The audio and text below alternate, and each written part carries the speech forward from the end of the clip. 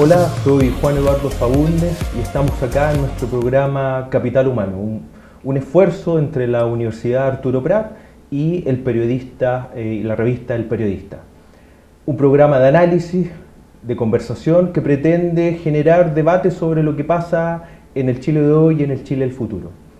El día de hoy nos acompaña una mujer mapuche huilliche, experta en temas indígenas, que vamos a conversar sobre lo que es la realidad del pasado, el presente, el futuro con respecto a la causa indígena. Y en este sentido quiero agradecerte, Claudia Pailalef, tu presencia acá. Muchas gracias por el espacio y un saludo a todas las personas que van a ver el programa. Claudia, últimamente y en buena hora el tema indígena se ha puesto sobre el tapete. En tu opinión, lo que ha pasado en los últimos años, ¿va en la dirección correcta? ¿Vamos muy lento como sociedad chilena? ¿Qué crees tú cuál es tu análisis con respecto a la situación del tema indígena en nuestro país? Bueno, en ese sentido vamos a hacer un poco de memoria cuando los pueblos indígenas lograron llegar a acuerdo con el ex candidato presidencial, don Patricio Aylwin.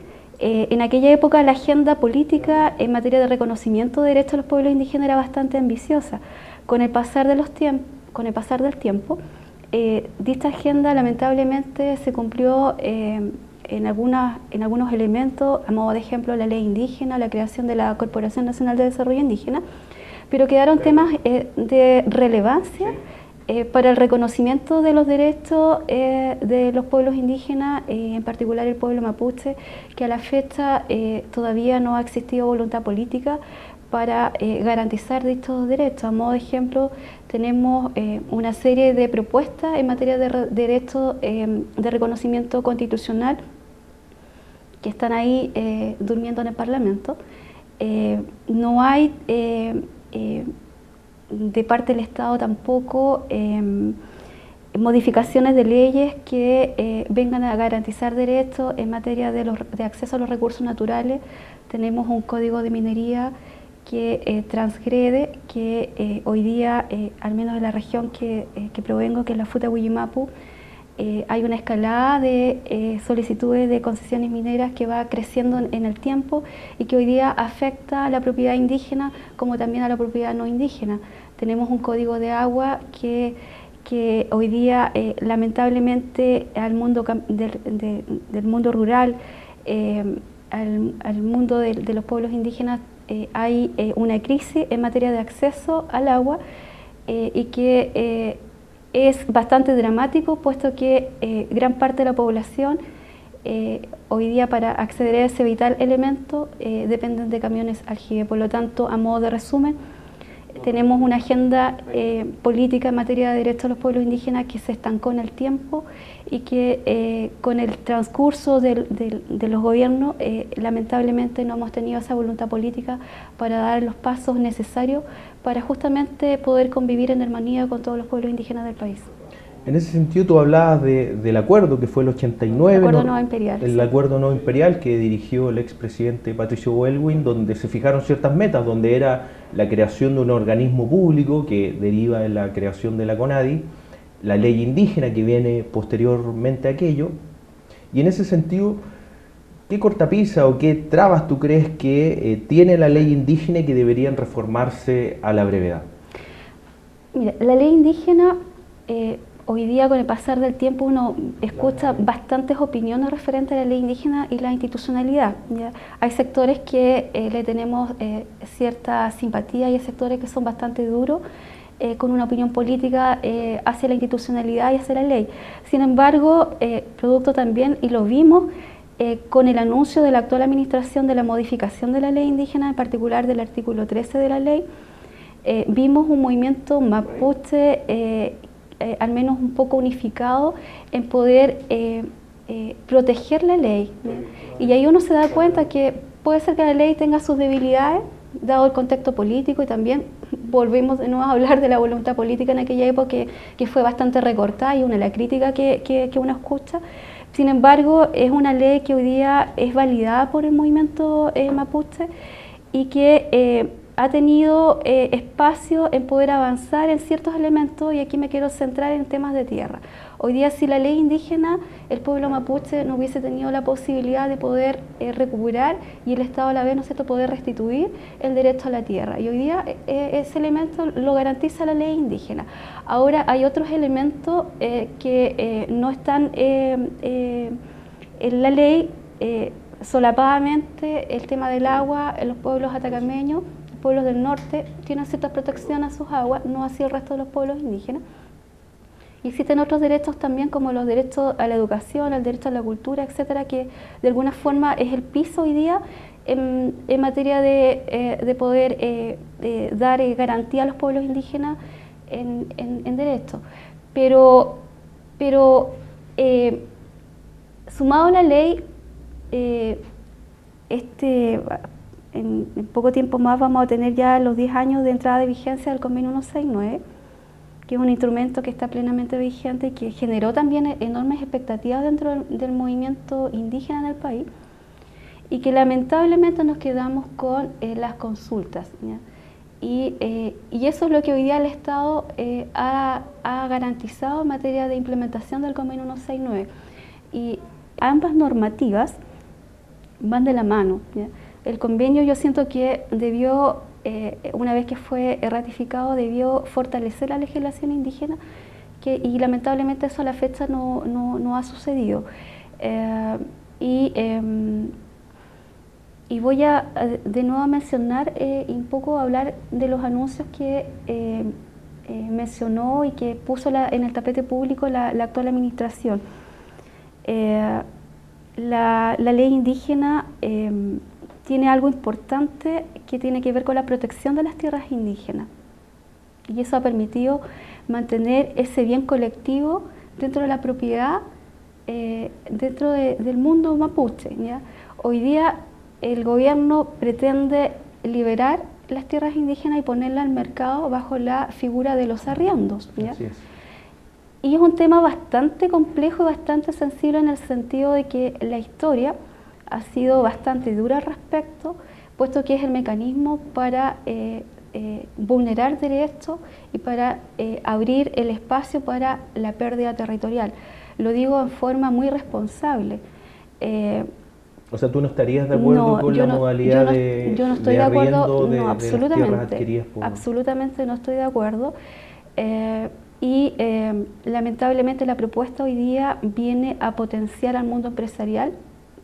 Tenemos al mundo de la fruticultura, tenemos a las empresas forestales también, que tienen interés de poder fortalecer sus respectivos rubros económicos, y que dentro de ese proceso de fortalecimiento económico el elemento de la tierra es relevante, y que hoy día ven a ese espacio territorial mapuche como una oportunidad para ellos, no así para el desarrollo de la propia Claudia, familia y pueblo mapuche. En ese sentido, las voces que surgen a raíz de esa discusión es que el gobierno pasado compró una gran cantidad de tierras, de hecho casi se duplicó el presupuesto en acceso a tierra, y el tema era cómo darle impulso de productividad a esas tierras, porque muchos de aquellos seguían viviendo en condiciones de vulnerabilidad aún teniendo la tierra, porque no se trabajaba.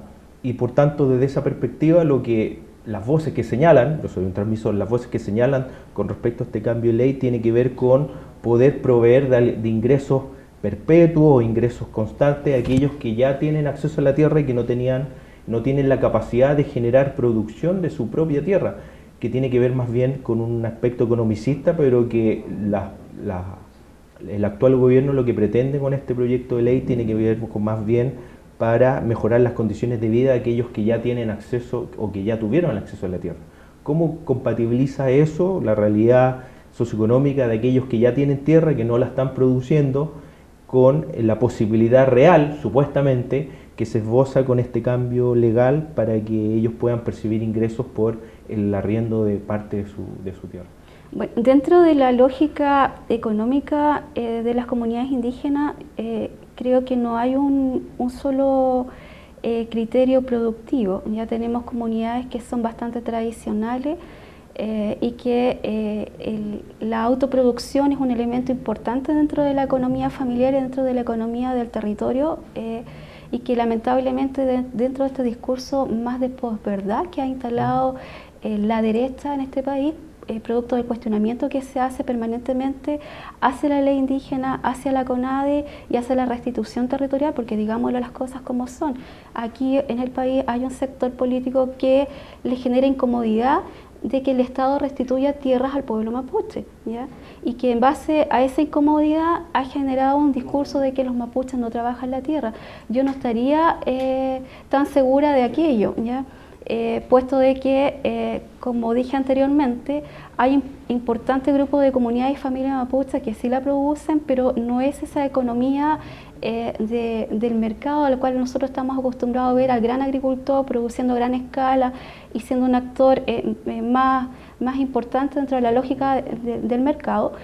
Y también hay comunidades que igual están interesadas en ese tipo de desarrollo, pero también hay otro grupo de comunidades que ven en el derecho a la restitución territorial como una posibilidad de también darle otro valor a la tierra, a modo de ejemplo, la conservación, ¿ya? Hay zonas en que la CONADE ha restituido zonas de la cordillera a la costa, precordillera, donde el valor del turismo es importante y es una alternativa también de desarrollo para ello. Ahora yo siento que el Estado y los gobiernos de turno se han equivocado en el sentido de que han puesto como prioridad dentro de esa lógica de desarrollo fortalecer las actividades económicas tradicionales donde está el latifundio, donde está la gran empresa, en desmedro del propio desarrollo de los pueblos indígenas. O sea, son los propios pueblos primero los que deben definir qué es lo que ellos quieren como desarrollo, y segundo, el Estado debe dar las garantías para que esa decisión la puedan implementar en igualdad de condiciones como lo hace la gran agricultura. A modo de ejemplo, la CONADE tiene ciertos programas en la unidad de desarrollo, y si uno compara la cantidad de inversión que hace la institución en esa línea, y vemos a modo de ejemplo lo que hacen otras instituciones con la gran agricultura, la vara es absolutamente dispareja. Entonces ahí hay un tema pendiente de parte del Estado, de parte de los gobiernos, en generar políticas públicas para efectivamente dar las condiciones para que sean los propios pueblos indígenas quienes definan qué es lo que quieren ellos hacer con sus tierras. O sea, en ese sentido, la política solo y exclusiva de adquisición de tierras no basta para resolver este problema. Absolutamente, asociado al tema de tierra, al tema de desarrollo o elementos que den garantías de acceso a los derechos culturales, también va asociados a otros temas de carácter político que a la fecha no ha habido avance. Creo que es importante contar a futuro con un Ministerio de Asuntos Indígenas. La CONADE ha quedado bastante chica dentro de ese radio de acción para la implementación y ejecución de los distintos programas. Es importante también de que se den espacios de participación en la toma de decisiones donde el país define sus prioridades. A modo de ejemplo, ¿por qué no pensar en poder contar con concejales, consejeros regionales, parlamentarios en el Parlamento, modificar también la legislación que hoy día atenta contra los derechos de los pueblos indígenas? Y vuelvo un poco también a mencionar de que el Estado, a través del Plan Impulso, que si bien está focalizado en la región de la Araucanía, también tiene injerencia a todos los pueblos indígenas del país. Hay ciertas iniciativas que van a afectar a todos. Con esa mirada subsidiada, no va a garantizar tampoco que el pueblo mapuche de la región de la Araucanía tenga mejores posibilidades de vida. No olvidar de que el rubro forestal lleva muchos años instalado en el país, donde el Estado ha invertido una cantidad impresionante de recursos a través de los subsidios de las plantaciones forestales, y que eso no se ve reflejado en los territorios con mejores condiciones de vida. Vemos que donde están las empresas forestales hay pobreza, hay falta de agua, hay migración, la calidad de los trabajos tampoco es la mejor. Por lo tanto, nada hoy día garantiza que con la apuesta hoy día del gobierno del presidente Piñera a través de este plan Impulso, efectivamente se logren cambios estructurales dentro de las condiciones de vida del pueblo mapuche.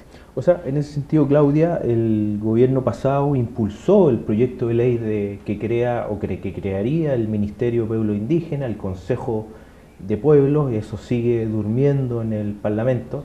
Lamentablemente no se ha acelerado ese proceso, que yo creo que comparto contigo que es clave como para dar un nuevo impulso y una nueva mirada a la temática indígena. Y también me gustaría ponerte en el tapete, ¿qué opinas tú sobre el proceso constituyente indígena, lo que derivó, los cambios legales a la Constitución?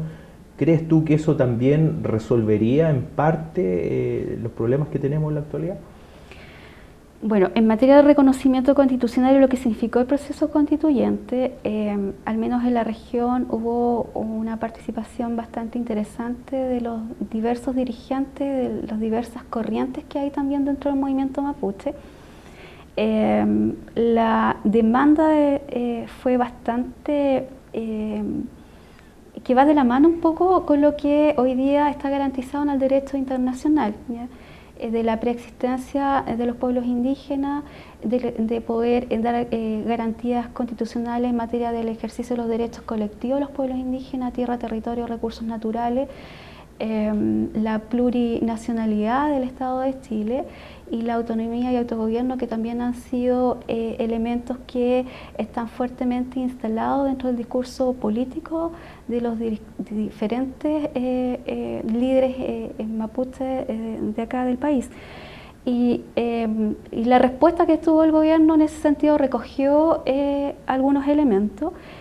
Sin embargo, hoy día lo que la actual administración tiene en mente es un reconocimiento constitucional meramente cultural, no recogiendo lo que se conversó en ese proceso de consulta con los distintos pueblos indígenas del país. Y a modo personal, a mí me asalta una duda y que lo pongo también dentro del debate de la conversación. O sea, hay ciertos elementos que son sumamente importantes para los pueblos indígenas, principalmente los derechos colectivos, tierra, territorio, recursos naturales. Y vamos a nuevamente poner a modo de ejemplo el tema del agua. Chile hoy día está haciendo crisis en esta materia y lamentablemente dentro de todos los derechos que se han constituido bajo la lógica del Código de Aguas, un porcentaje menor está el accionar que ha hecho la CONADI a través de los programas de constitución y regularización de derechos de agua, pero la gran mayoría de la propiedad del agua está en manos de privados, está en manos del mundo empresarial. Y cuando hablamos de reconocimiento de los derechos colectivos, al menos lo ponemos en el debate, ¿cómo hoy día se va a garantizar los derechos al acceso a los recursos naturales cuando la legislación vigente ya tiene prácticamente agotado de estos recursos y que hoy día están en propiedad de personas no indígenas? Entonces, creo también que dentro de ese debate constitucional tiene que ser un cambio estructural para efectivamente garantizar estos derechos que son demandados históricamente por el pueblo mapuche. Es cosa de revisar los historiales.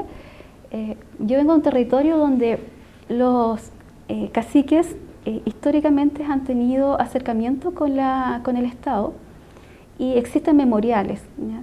Que es un documento que en cada encuentro que ellos hacían demandaban a la autoridad de la época, y si uno revisa los memoriales del fines de 1800, 1900, lo que ellos demandaban versus lo que está hoy día, la verdad que poco se ha avanzado.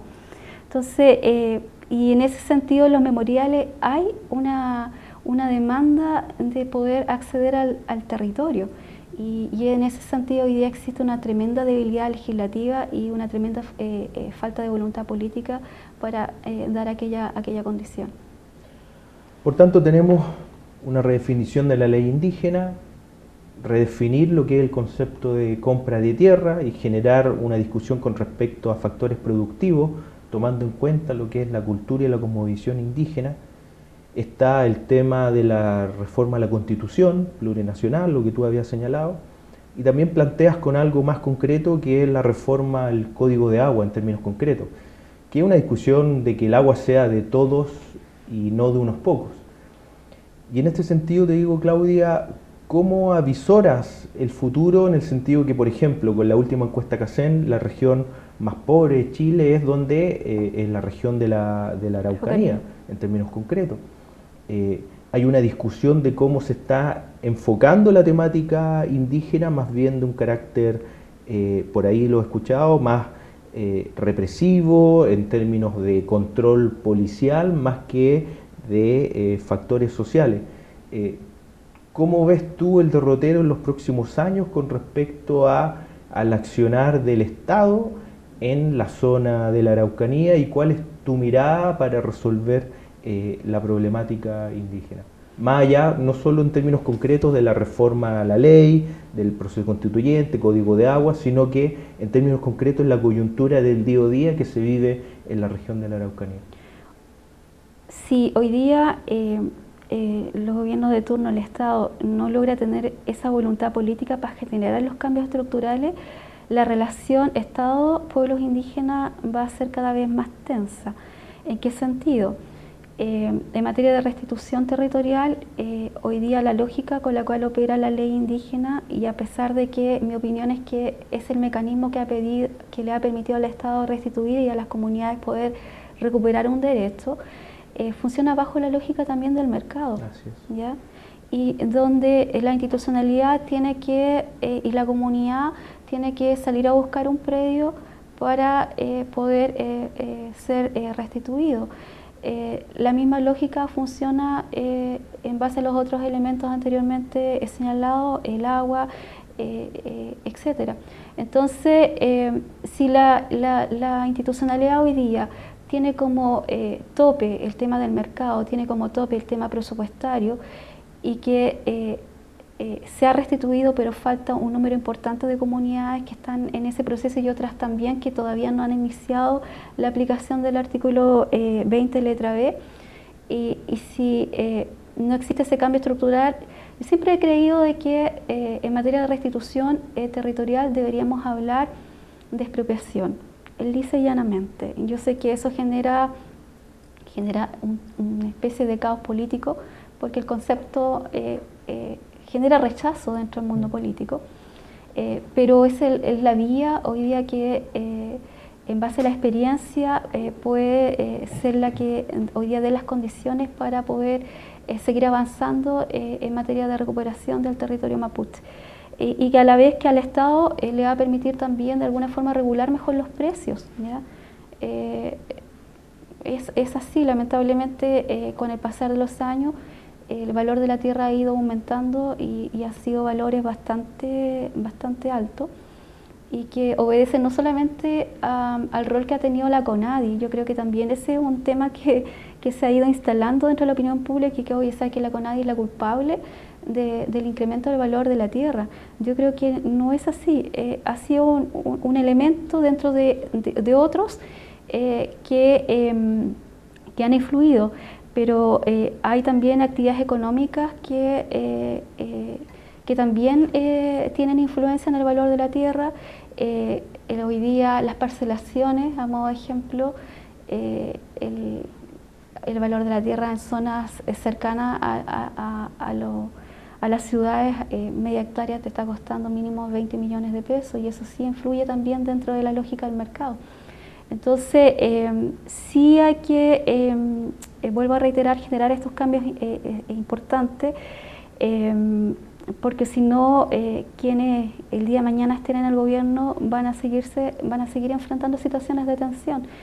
Y vuelvo a reiterar, yo creo que llevamos hartos años de democracia, y de verdad que estamos al debe con los pueblos indígenas, y en particular con el pueblo mapuche. O sea, debe de una vez por todas existir la voluntad política de los gobiernos, debe existir la voluntad política en el Parlamento para poder generar estos cambios estructurales.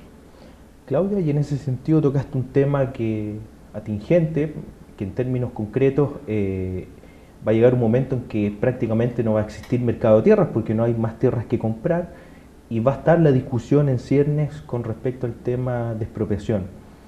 ¿Tú lo planteas desde una mirada frente a temas específicos, territoriales, o lo planteas derechamente de generar una región o una macrozona específica que tenga condiciones apropiadas para generar políticas de expropiación, etcétera, frente a comunidades que demandan tierras? ¿Lo ves como un tema en específico de ciertos bolsones de espacio, o lo ves más bien desde un tema de la configuración de una macrozona que tiene que tener características específicas? Yo creo que la mirada de la expropiación, uno de los elementos que pudiesen ser interesantes de considerar, tiene que ver con la existencia de los títulos de merced y los títulos de comisario. Y en la zona Huilliche, lamentablemente la ley indígena no recogió los títulos de realengo, pero que también son antecedentes históricos que de alguna forma te indican la propiedad indígena, ¿ya? Entendiendo también de que el proceso de los títulos merced fue un proceso de reducción territorial, ¿ya? Y que hay tierras que tradicionalmente también las comunidades han poseído, han ocupado y que no quedaron tituladas bajo la lógica de los títulos de merced. Y aquello es un elemento importante a considerar y que de alguna forma fue mencionada durante el gobierno de Ricardo Lagos en el trabajo que se hizo en el documento que compiló La Verdad Histórica y Nuevo Trato.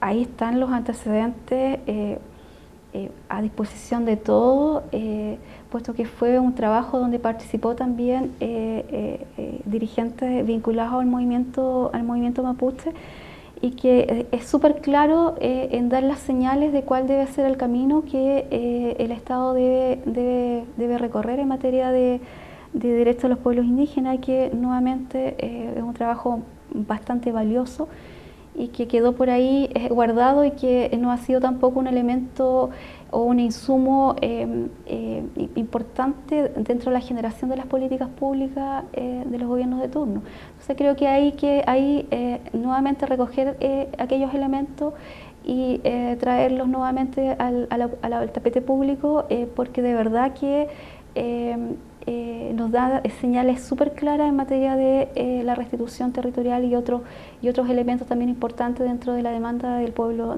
mapuche. Pero te lo plantea derechamente, ¿tú ves o avisoras que una región o dos regiones del país tengan un tratamiento específico frente a la recuperación de tierra y a la expropiación? Por supuesto, es una alternativa, ¿ya? Es una alternativa que hay que trabajar, que hay que agotar con la debida participación de los pueblos indígenas. Y no hay que tenerle miedo al tema de la expropiación, no hay que tenerle miedo a cuando uno habla de autogobierno, autonomía. Yo creo que eso también hay cierta sensibilidad de sectores políticos, hay cierta sensibilidad dentro de la sociedad, de que cuando las comunidades, los dirigentes plantean estos derechos dentro del debate público y político, todo el mundo cree que es dividir el país en dos, y eso no es así. O sea, la gran mayoría de los líderes indígenas, la gran mayoría de las comunidades hoy día está por poder convivir en armonía, está por seguir luchando por poder avanzar en derechos, y que efectivamente las demandas históricas sean escuchadas. Claudia, para ir finalizando, el tema del debate indígena, un tema que va a seguir y va a continuar. Si de ti dependiera en el corto y en el mediano plazo, ¿cuáles a tu juicio serían las acciones concretas que se deberían impulsar para ir resolviendo esta problemática? Bueno, bien breve. Bien breve. Creo que generar la nueva institucionalidad es importante, ¿ya? Ojalá que tengamos ministerio y consejo de pueblos indígenas lo más pronto posible. Eso le va a cambiar absolutamente el estatus al quehacer que hoy día hace la Corporación Nacional de Desarrollo Indígena. Otra situación que también considero que es importante, que puede también generar cambios o al menos concientizar un poco al mundo político, es la representación política. No a través de la ley de cuotas, ¿ya? La representación política mi humilde opinión, debería ser a través de escaños reservados. ¿Ya? Por lo otro, genera un sinfín de críticas y que son súper válidas y que las comparto plenamente, y que la ley de escaños reservados puede dar efectivamente una representación a los pueblos indígenas. Y el reconocimiento constitucional, yo tengo ciertos cuestionamientos al respecto. O sea, para mí no tiene sentido hablar de reconocimiento constitucional si no se garantiza la preexistencia de los pueblos indígenas, si el Estado no se declara como un Estado plurinacional y si los derechos a la tierra y territorio, en especial los recursos naturales, no están garantizados. Bueno, Claudia, quiero agradecerte este espacio. Podríamos haber estado conversando mucho tiempo más y esto es un tema que nos interesa no solo como sociedad, sino también como universidad estatal, de cómo logramos convivir en armonía, generar confianza entre distintos pueblos y por sobre todo también ayudar y ayudarnos a que nuestros hermanos mapuches, el mundo indígena de todo el país pueda tener una mejor calidad de vida. Así que quiero agradecerte tu aporte como experta en esta materia y nos estamos viendo en una próxima oportunidad. Gracias. Muchas gracias.